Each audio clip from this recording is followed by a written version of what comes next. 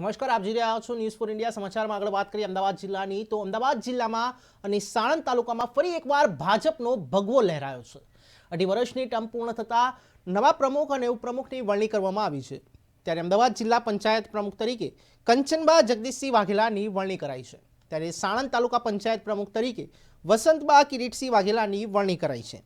સાણંદ તાલુકા પંચાયત ઉપપ્રમુખ તરીકે વાસુભાઈ છેલાભાઈ ગોહિલની વરણી કરાઈ છે અને હાલ કારોબારી ચેરમેન તરીકે હસમુખભાઈ દિલીપભાઈ જાદવની વરણી કરાઈ છે.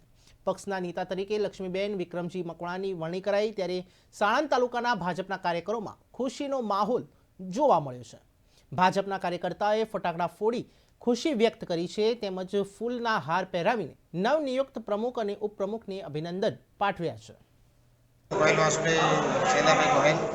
મને ભારતીય જનતા પાર્ટીએ વિશેષ એક જવાબદારી આપી તે બદલ હું દેશના માન્ય અધ્યક્ષ શ્રી અમિતભાઈ શાહ તેમજ મોદી સાહેબ, સી.આર. પાટીલ સાહેબ તેમજ ગિરિબાબુ અને કનુભાઈ શ્રીનો ખૂબ પહેલાં તો આભાર માનું છું કે જેને મને એક જવાબદારી તાલુકાની સોંપી છે અને એ જવાબદારીને હું મારી રીતે સારી રીતે જે કુશળ બધાને સાથ સહકાર અને જોડે લઈ અને એ પૂર્ણ હું કરીશ. શું આપના વિકાસના કામોને શું રહેશે?